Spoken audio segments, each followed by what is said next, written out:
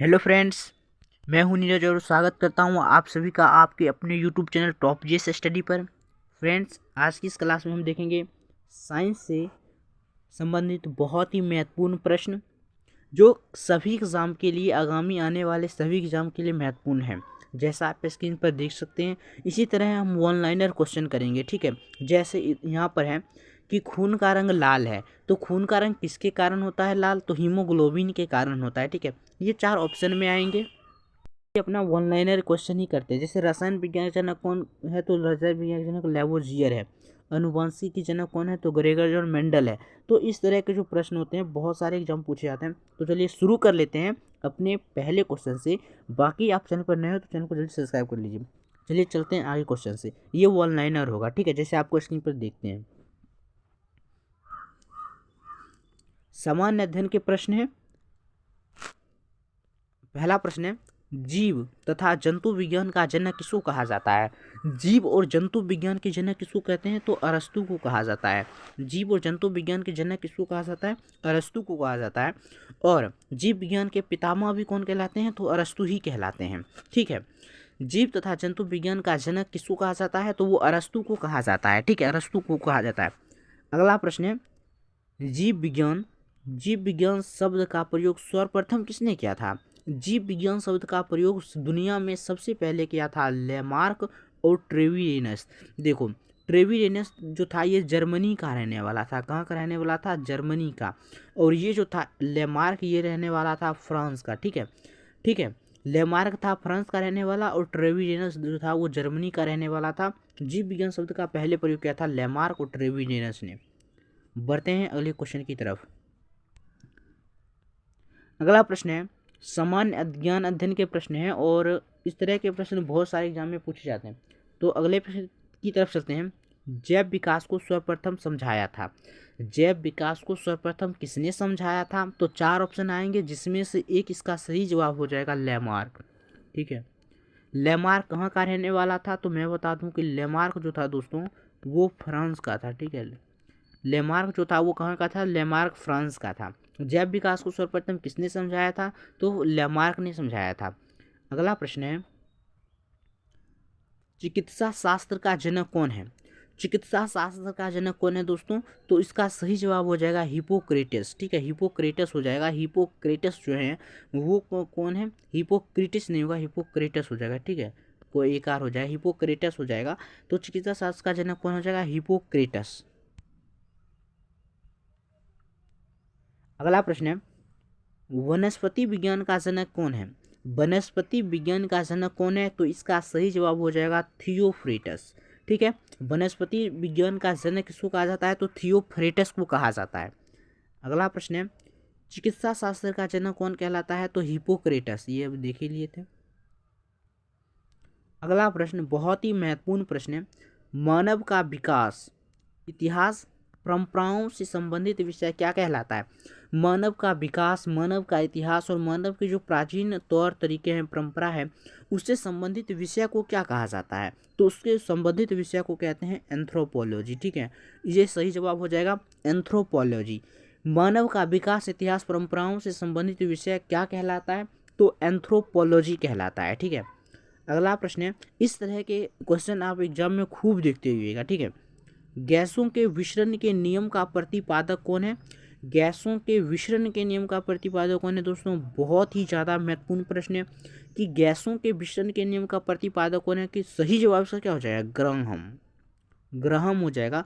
गैसों के विसरण का नियम किसने दिया था? तो ग्राहम ने दिया था। बहुत ही ज़्यादा महत्वपूर्ण हो जाएगा प्रश्न।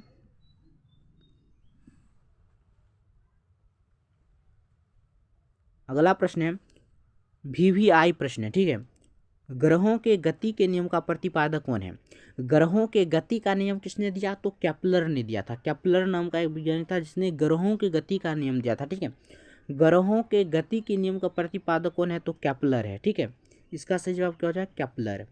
अगला प्रश्न है, देखो ई जो है ई बराबर MC² होता है। ऐसे M होता है, C होता है और ऐसे स्क्वायर होता है। ठीक है, ई बराबर MC²।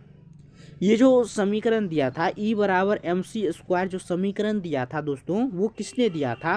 तो बहुत ही फेमस ये प्रश्न है कि ई बराबर एम सी का स्क्वायर का सिद्धांत किसने दिया था? वो दिया था आइंस्टीन ने। ठीक, वो किसने दिया था? वो दिया था दोस्तों आइंस्टीन ने ई बराबर एम सी स्क्वायर का समीकरण दिया था। चलिए चलते हैं अगला प्रश्न। जड़त्व के नियम की खोज की।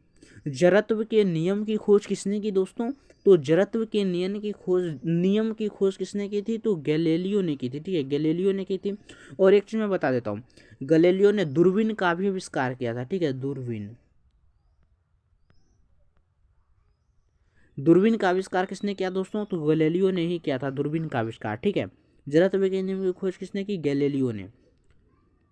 ऐसे पूछा जा सकता है एग्जाम में कि जड़त्व के नियम की खोज किसने की? उसका 4 ऑप्शन रहेगा, जिसमें से एक आंसर क्या रहेगा? गैलीलियो। गुरुत्वाकर्षण के नियम की खोज किसने की थी दोस्तों?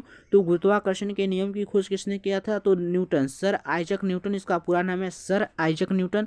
और इसने 3 नियम दिए थे। ठीक है, किसने कितने नियम दिए थे? 3 नियम दिए थे।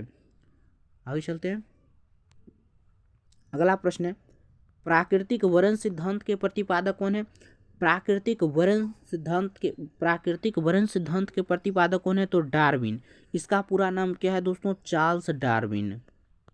Charles Darwin. ठीक है, प्राकृतिक वरण सिद्धांत के प्रतिपादक कौन है? तो डार्विन है, और इस चार्ल्स डार्विन इसका पूरा नाम है। अगले प्रश्न की तरफ चलते हैं। अगला प्रश्न है, उत्परिवर्तन का सिद्धांत किसने दिया था दोस्तों? उत्परिवर्तन का सिद्धांत किसने दिया था? तो ह्यूगो डी ब्रिज ने दिया था। ठीक है, उत्परिवर्तन का सिद्धांत किसने दिया था दोस्तों? ह्यूगो डी ब्रिज ने। उत्परिवर्तन का सिद्धांत दिया था ह्यूगो डी ब्रिज ने। बढ़ते हैं अगले प्रश्न की तरफ। अगला प्रश्न है, नेचुरल सिलेक्शन का सिद्धांत किसने दिया था दोस्तों? बहुत ही VVI प्रश्न हो जाएगा, VVI इसको कहते हैं। और देखो, नेचुरल सिलेक्शन का सिद्धांत दिया था डार्विन ने। ठीक है, नेचुरल सिलेक्शन का सिद्धांत किसने दिया दोस्तों? Charles Darwin. इसको चार्ल्स डार्विन बोलते हैं। अगला प्रश्न है, विकास के सिद्धांत का प्रतिपादन किसने किया दोस्तों? नेचुरल सिलेक्शन का सिद्धांत किसने दिया? डार्विन ने। विकास के सिद्धांत का प्रतिपादक कौन है दोस्तों? Charles Darwin. और प्राकृतिक वरण सिद्धांत के प्रतिपादक कौन है दोस्तों? तो चार्ल्स डार्विन इसका सही जवाब हो जाएगा। बढ़ते हैं अगले प्रश्न की तरफ। बहुत ही VVI, ये सारे के सारे VVI में काउंट किए जाएंगे। ठीक है, ये प्रश्न सारे के सारे जो है VVI में काउंट किए जाएंगे। देखो, अनुवांशिकी के जनक कौन है दोस्तों? Gregor John Mendel. Gregor John Mendel इसका सही जवाब हो जाएगा। अनुवांशिकी के जो जनक हैं वो हैं ग्रेगर जॉन मेंडल। अनुवांशिकी के जनक कौन है? Gregor John Mendel. अगला प्रश्न है, मेंडल ने अपने प्रयोग के लिए चयन किया था। बहुत ही ज़्यादा महत्वपूर्ण हो जाएगा। मेंडल ने अपने प्रयोग के लिए चयन किया था मटर के पौधे का। सही जवाब क्या हो जाएगा? मटर के पौधे। मेंडल ने अपने प्रयोग के लिए किस चीज़ का प्रयोग किया था? तो मटर के पौधे का प्रयोग किया था। ठीक है, आगे चलते हैं। अगला प्रश्न है, अनुवांशिकता के विज्ञान को अनुवांशिकी किसने कहा था दोस्तों?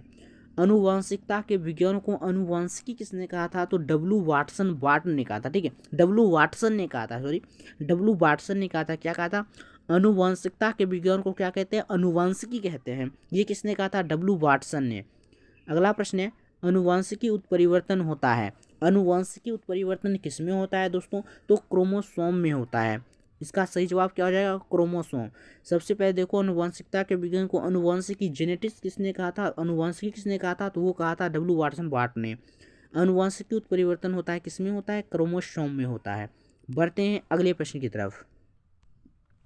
ये वीडियो आपको कैसी लगती है कमेंट में अपना फीडबैक ज़रूर दें। अगला प्रश्न है, जीन शब्द का प्रयोग किया। जीन शब्द का प्रयोग किसने किया दोस्तों? तो जीन शब्द का प्रयोग जोहानसन ने किया था। ठीक है, जोहानसन ने किया था। जीन शब्द का सर्वप्रथम प्रयोग किसने किया था? तो जोहानसन ने किया था।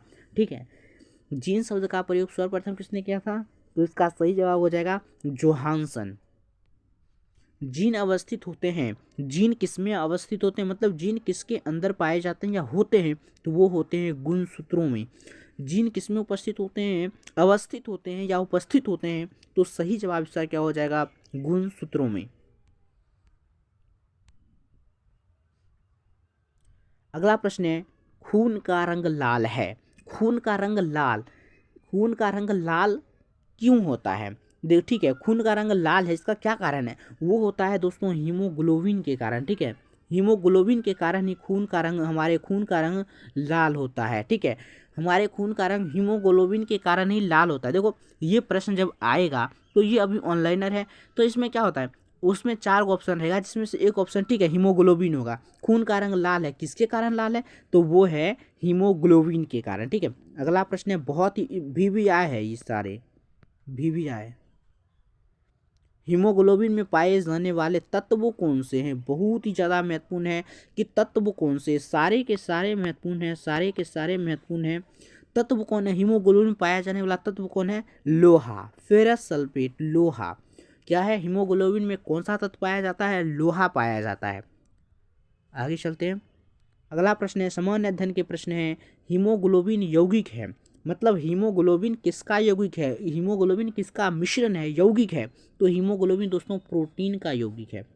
किसका यौगिक है, हीमोग्लोबिन जो है दोस्तों वो है प्रोटीन का यौगिक है। ठीक है, हीमोग्लोबिन किसका यौगिक है, तो इसका सही जवाब हो जाएगा प्रोटीन का, हीमोग्लोबिन प्रोटीन का यौगिक है। अगला प्रश्न है, खून थक्का नहीं जमता, खून अगर मानव शरीर खून थक्का नहीं जमता, अगर मान लो कि किसी का हाथ कट गया, पैर कट गया, तो खून क्या होता है, खून बाहर थोड़ा निकलने के बाद जम जाता है, मतलब अगर नहीं जमेगा तो आदमी मर ही जाएगा, सारा खून शरीर से बाहर आ जाएगा। ठीक है, तो खून थकान, अगर किसी को हीमोफीलिया रोग है तो उस स्थिति में खून नहीं जमेगा और उसकी मृत्यु हो जाएगी। ठीक है, खून नहीं जमेगा शरीर के बाहर, तो सही जवाब कौन है, हीमोफीलिया रोग। ठीक है, हीमोफीलिया रोग सही जवाब हो जाएगा इसका।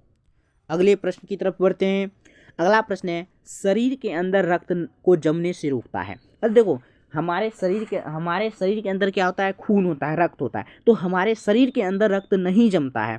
ठीक है, लेकिन शरीर के बाहर रक्त जम जाता है, तो शरीर के अंदर जो हमारे रक्त होता है वो नहीं जमता। वो क्यों नहीं जमता है, हिपेरिन नामक प्रोटीन के कारण। ठीक है, हिपेरिन नामक प्रोटीन के कारण, हिपेरिन इधर से होगा। ठीक है, दीर्घिकार होगा। ठीक है, हिपेरिन नामक प्रोटीन के कारण हमारे शरीर के अंदर जो है रक्त नहीं जमता है।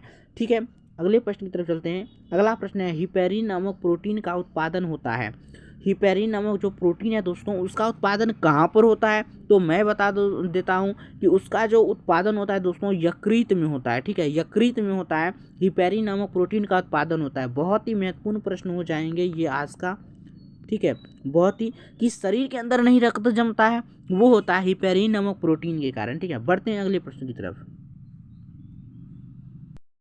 अगला प्रश्न दोस्तों, रक्त का अध्ययन कहलाता है, रक्त का अध्ययन क्या कहलाते हैं, हम जब रक्त का अध्ययन करते हैं तो उसका रक्त का अध्ययन क्या कहलाता है, उसका रक्त का अध्ययन कहलाता है दोस्तों हेमाटोलॉजी। ठीक है, रक्त का अध्ययन क्या कहलाता है, तो रक्त का अध्ययन कहलाता है हेमाटोलॉजी। अगला प्रश्न दोस्तों, रक्त के थक्का बनने में सहायक होते हैं, बाहर जो हमारे शरीर के अंदर, मतलब मान लो गलती से हाथ पैर कट गए तो जो खून निकलते हैं बाद में थोड़ा निकलने के बाद वो जम जाते हैं, निकलना बंद हो जाता है, इसलिए प्लेटलेट्स के कारण, ये प्लेटलेट्स क्या करते हैं, रक्त को थक्का बना देते हैं, ताकि जो अंदर की जो रक्त है ना वो ज़्यादा मात्रा में बाहर नहीं आ पाते हैं, जिससे आदमी सुरक्षित हो जाता है। ठीक है, अगर मान लो कि शरीर का सारा रक्त बाहर निकल गया, आदमी मर ही जाएगा। तो आज के लिए इतना ही, मिलते हैं अगले वीडियो में, धन्यवाद। बाकी आप चैनल पर नए हो तो चैनल को जल्दी सब्सक्राइब कर लीजिए और अपने दोस्तों के पास ज़्यादा से ज़्यादा शेयर कीजिए। धन्यवाद, मिलते हैं आगे की वीडियो में, आज के लिए इतना ही।